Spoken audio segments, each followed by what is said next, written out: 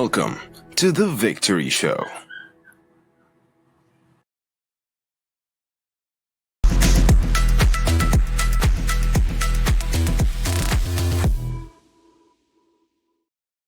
Hey, Victors, welcome to this episode of The Victory Show. If this is the first time you're joining us, I'm Rachel League with Bestseller by Design. Our founder, Travis Cody, is the best-selling author of 16 books, and we've had the privilege of helping hundreds of business consultants, founders, and entrepreneurs write and publish their own best-selling books as well. Through that journey, we've discovered a fascinating pattern. Most businesses really struggle to break past the seven-figure revenue mark. On this show, I sit down with some of the world's most successful CEOs, leaders, and business owners to uncover the strategies they used to scale way past that mark so you can do the same. So get ready for some deep insights and actionable takeaways that you can implement in your life and business starting now. Today's guest is Patrick Rood, the founder of Rood Financial Services, Cortex Advisors, and Rood and Coughlin Roofing. Patrick is a six-time international best-selling author, Guinness World Record holder, and Ramsey Trusted ELP. He's helped thousands of entrepreneurs from scrappy startups to $100 million companies build structure, stay compliant, and retain more of what they earn through smart financial strategy. He's also a 10X coach, Forbes contributor, and national speaker known for making complex topics accessible. Patrick, welcome to the show. Thank you so much, Rachel. It's great to be here. Patrick, tell us what initially sparked your interest in entrepreneurship.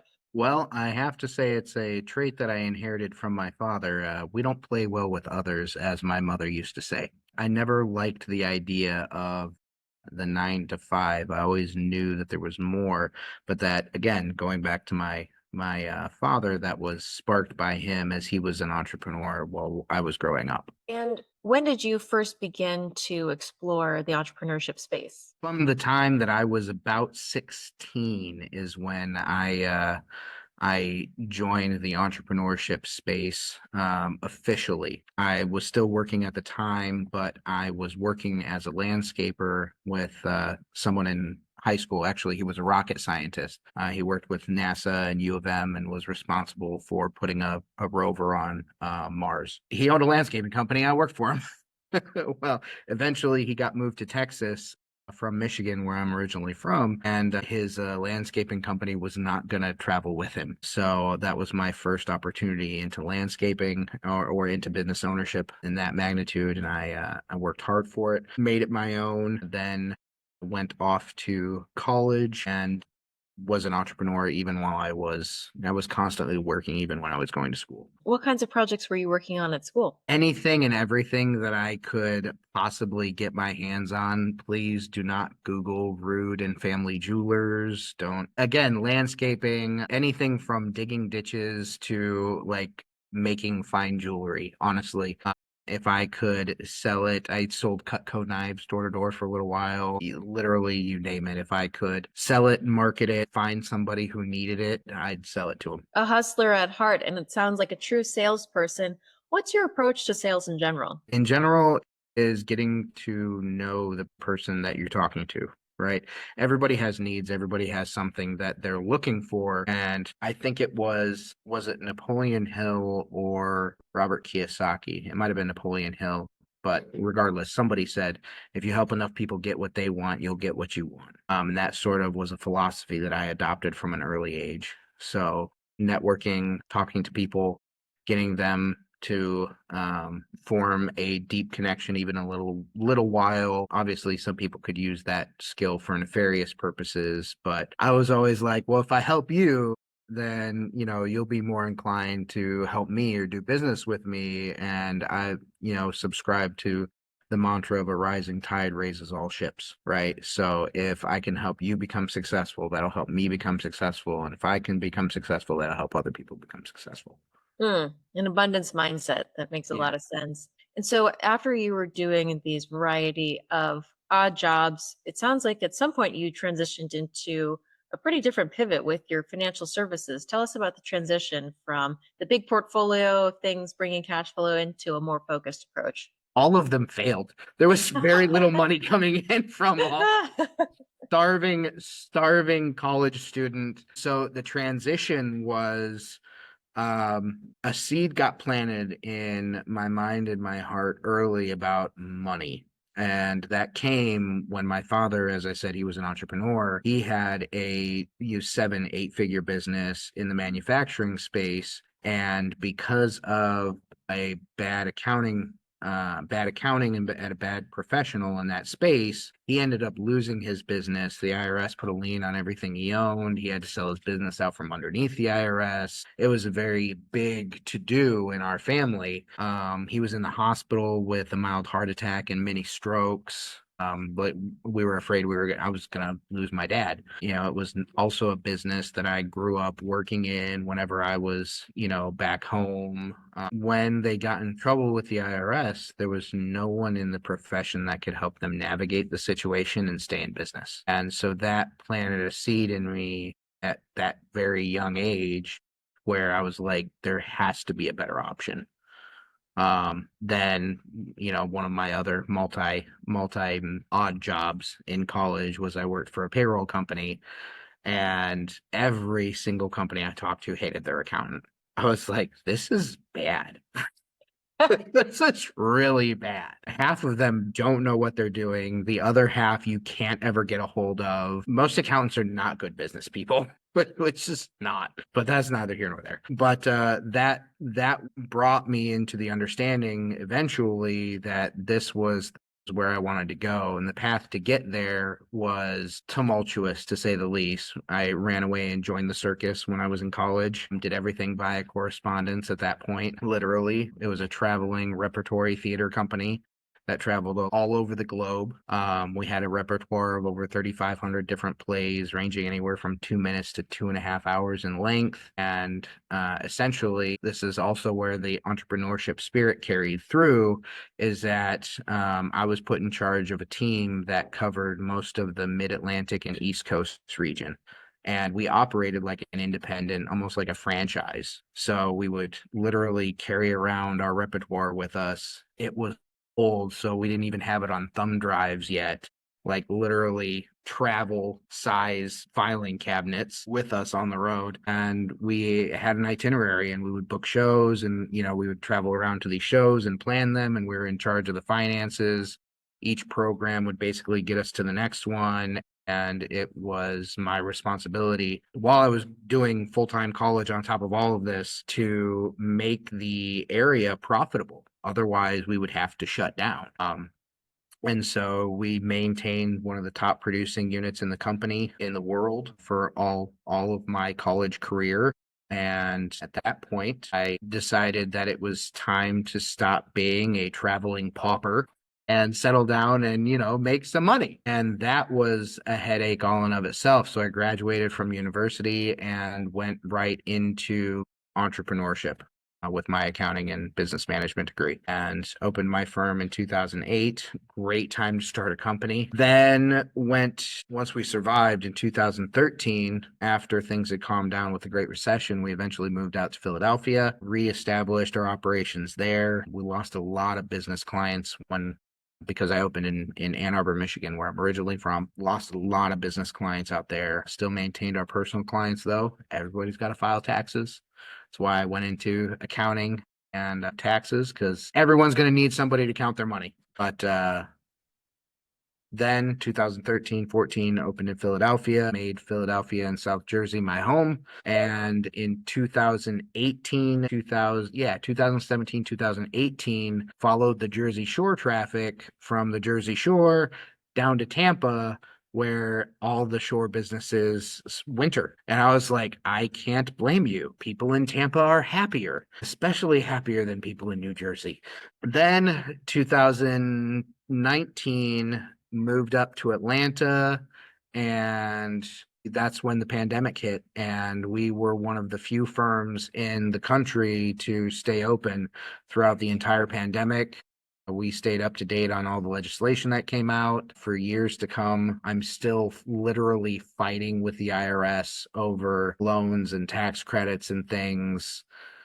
I feel, I should have been careful where I made my base of operations, not Philadelphia. I didn't want to be Rocky, you know what I mean? But literally, congressional cases, dealing with the IRS directly, advocacy cases, like it's such an absolute nightmare. But we were there for it all. 6ABC, Philadelphia Proud, did a piece on us during the pandemic, and that was really cool. I had not until that point gotten a lot of clout or credit, or had even, thought that would be a possibility, just because I was working. Did a lot of really cool things during the pandemic. We saved over 2,000 jobs, saved many companies in the tri-state area by helping them stay open and pay their people. So really had a good impact through that. And then now, fast forward to today, we're doing everything from tax planning, individual tax, corporate tax, nonprofits and trusts, to fractional CFO, and created a community for tax and tax education called the Dirty Little Secret Society, based off of my international don't know why it's international, but the international best-selling book, The IRS's Dirty Little Secrets. So yeah, that was fun. Yeah. So that brings us to today, and we have clients in 15 states across the country, and people keep trying to get me to come to Canada, and I'm like, nope. Wow, Patrick, what an incredible journey. And thank you for taking us through all of that in such an entertaining way. I mean, it's so clear that your theater experience, you're a true storyteller, very captivating in the way you take us through the highs and lows of everything. Thank you also for sharing about the personal challenges with your dad's health. I'm glad that he recovered. And it's incredible to me that you maintain such an abundance mindset despite seeing those early challenges with the family bankruptcy. And I, having done theater myself, wonder if some of your involvement in the traveling troupe didn't add to your ability to see the positive in everything, because it's such a joyful community.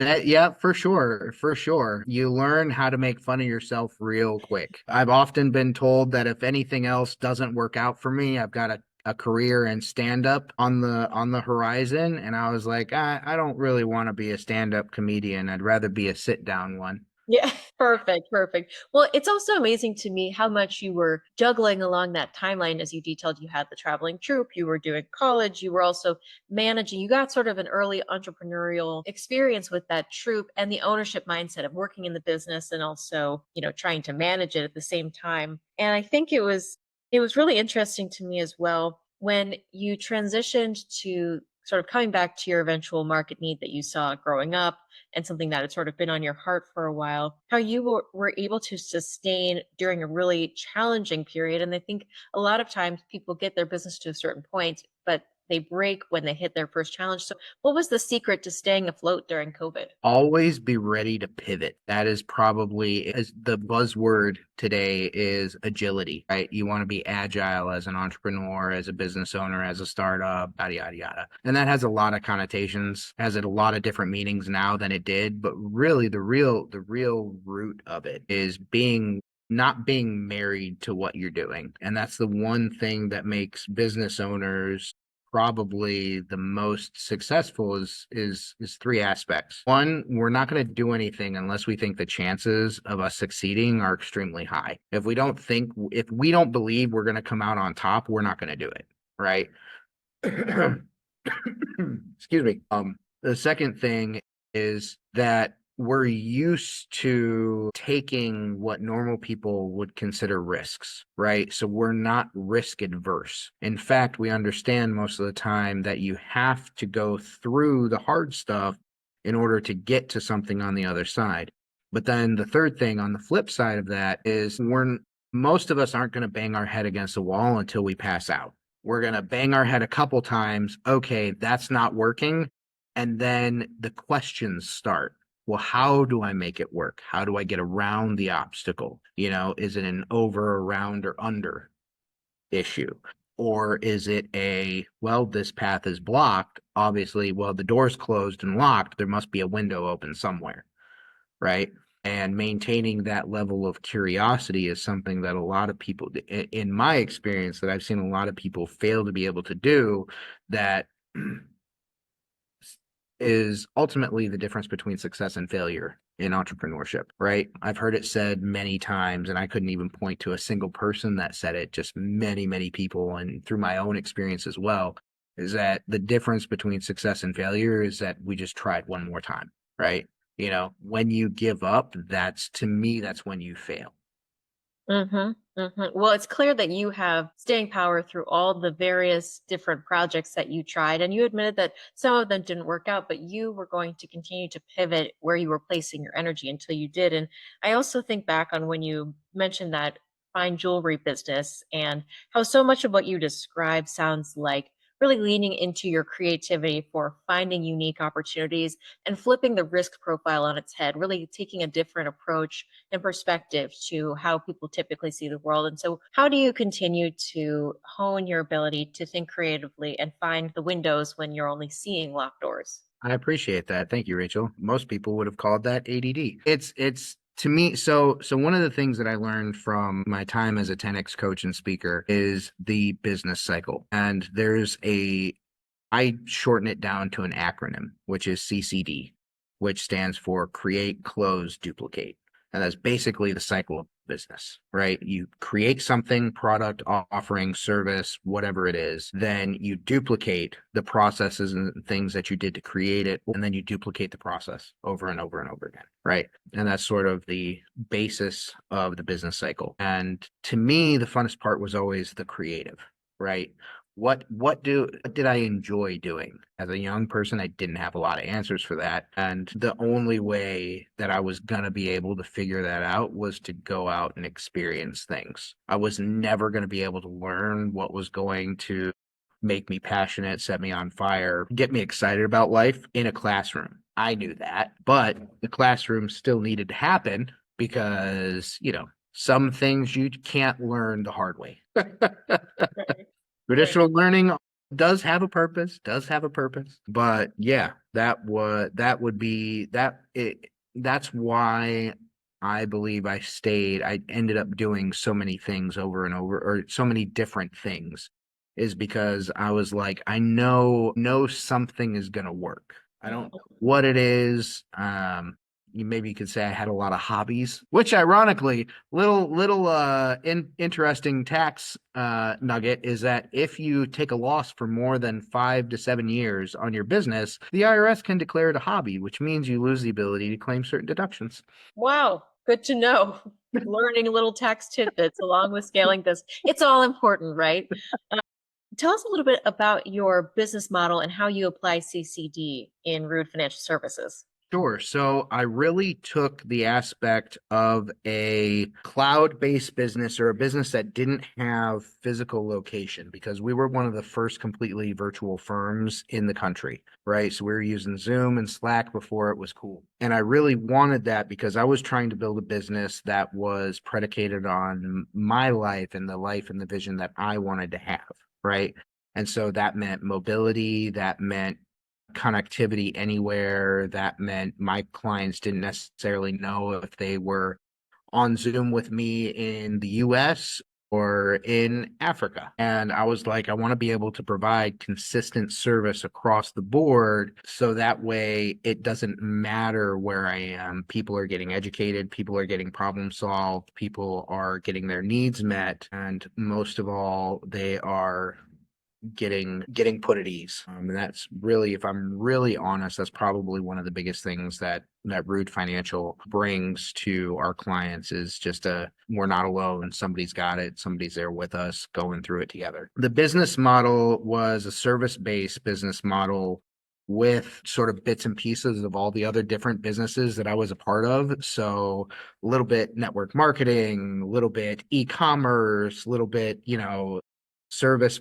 industry, a little bit hard labor, very people centric. So one of the things that I was very passionate early on about was, okay, what people group needs flexibility as far as the workforce goes, and then how can we build a niche around them to help them meet their needs, to give them the lifestyle that they want to have, but then also fulfill all of our needs on our client side as well.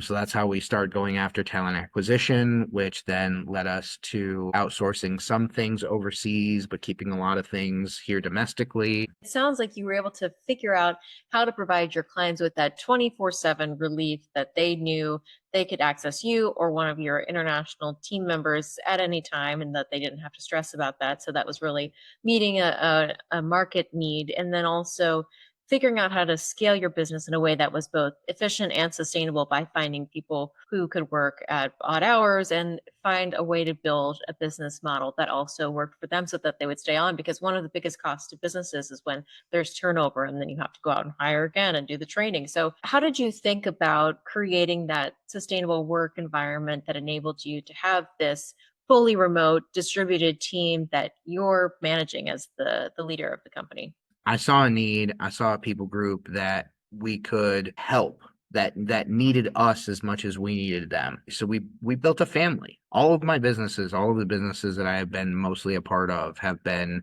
family oriented businesses. And that's who I am, and that's how I wanted to keep it. I wanted to make sure that nobody felt like that there was no grace for life happening, but also like there's standards of operation, right? So you have to maintain integrity, and I really don't know any other way to say it than sometimes the trash takes itself out. And that's it sounds horrible to say, but people eliminate themselves. I have had to do very little firing in my entire career because we set up a system of like, hey, this is the expectation. Like it's A, B, C. And if not B, then D. And if you don't follow this process and this procedure, then it's not going to work. And one of the things that was very helpful in that, and just to correct you a little bit from what you said before, was that until 2022, no, 23, I was the only client-facing portion of my business. In 2023, I started incorporating our bookkeepers into the meetings with our clients just so that they could have a little bit easier access of communication. The big push behind that was me, because I didn't want too many cooks in the kitchen. I wanted to make sure that the information getting to the client was coming from one source. So there was one area of accountability, and I essentially stood in the gap between my employees, anything they did wrong, if they did something wrong, and then likewise on the client side, if there was something that we did wrong, there was the person at the top was taking accountability for that.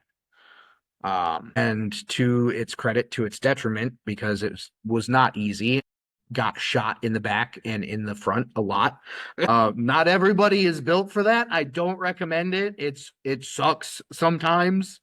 But ultimately it's what, again, helped build that rapport. And if it wasn't for my time on stage, getting used to being a public speaker, being forced to network and do door to door and all of the other stuff that I did while I was in college and even before college, if it wasn't for that, I wouldn't have been in a position to where I could take it and keep on going. Right. So being mentally tough was a necessity, if that makes sense. And so that was part of the culture that we built in, is like, hey, we're here. There's no room for nonsense. If you're not going to play by the rules, then, keep it stepping. And so far, I mean, I've maybe had three people since 3 people quit or be fired or, whatever. And all of it was to go on to bigger and better things. One of the most recent ones was in 2023, and she got hired by the district attorney's office. So I'm like, thanks, take all my employees, why don't you? But no, I've been very fortunate in my ability to retain people. And I think that just stems from treating people fairly. Even when there were times where we couldn't pay people what they were worth, we made sure that they knew that they were worth it. And then when we were able to, we corrected those issues and et cetera. So Incredible. Patrick, what does victory look like to you today? victory looks like making sure, when I really break it down, victory for me is being able to take care of the generation that came before me and the next 2 generations that come after me. That is my victory. The more lives that I can touch and I can impact and I can provide for, the better. But the trick is being able to do that sustainably. And that is the juggling act. So I want to make sure that I'm taking care of people for a considerable while from here. And not for anything for my own, but just I find it really nice to see people be able to have the means to chase their dreams. And what piece of advice would you give your younger self? Put down the video games and go make a freaking friend, kid. I mean, if I'm honest, really, really and truly, when I was in high school, I was such a nerd and I had to learn all of my social skills as a teenager, and that sucked so bad. But really and truly, the advice overall is never stop making friends. There's always, you never know who you're going to meet and what connections they're going to lead to. And when you stop saying hello and involving people in your life and being involved in other people's lives, it gets really sad and it gets really lonely real quick. And I wonder too, again, back to your theater experience. I know from my own personal play in the theater space, how much it can bring you out of your shell. And it really does help make you much more open and much more of a people person. So what a beautiful journey and a transformation from the video game playing high schooler to the cross country, theater troupe player. Patrick, thank you so much for taking the time today and sharing your very entertaining, interesting story about how you have scaled your businesses. Appreciate the opportunity, Rachel. It's been lovely to meet you. Thanks. LOL, you're like, it's so nice to meet you. Yeah, Patrick, we've never met before. Too funny. But that was great. I mean, I was not surprised. I knew from knowing your theater background that this was going to be a fun one. So you definitely brought the energy and the hilarious stories and just the lightheartedness and your jovial laugh, which I honestly think sometimes people are too serious on these things. So I appreciate it. I used to have a podcast back in the day. It was called Coffee and Accounting. Don't look it up. I have a radio voice and it was very serious. And I was like, no. My friends were like, why are you talking like that? Stop it. Yeah, right. Well, it's funny. I know I feel like over time, as I've continued to do the intro for this show, it's sort of gone from me just like saying it to being like, welcome to the Victory Show. But I'm like, what the heck? This is a role. It's so much fun. I love leaning in and just doing it. And then I go a little bit more normal for the actual conversation. But, it's kind of fun. You're playing a role. So, yeah, you've got your intro voice. It's fine. Yeah. We got the intro, but we got to jazz it up. We got to get the hook, get people locked in. So, well, great. This was so much fun. Excited for our listeners to hear your story. It'll probably be like 4 to 6 weeks or so for the editing team to get this going. The wonderful challenge of having so many great interviews in the can. So they're just working through those right now. I know you are already an international best-selling author, but if you had any interest in connecting with Travis, the guy that I co-host the podcast with, he is a hoot, and he was a Hollywood screenwriter, so he's going to love the theater background and all that. But he's just a fun guy to chat with, and he also sometimes helps people get their thoughts down on paper. I don't know if you necessarily need that, but like I said, it's always good to meet more people. So if you have an interest, I'd be happy to find time for you to connect with him. Yeah, that'd be great. Thanks, Rachel. It was so nice to see you, to hear some of these stories again, told just as entertaining. And I look forward to our next catch up and sharing more about the project. It'll be a good time. Thanks, Rachel. Thanks, Patrick. Talk soon. Bye.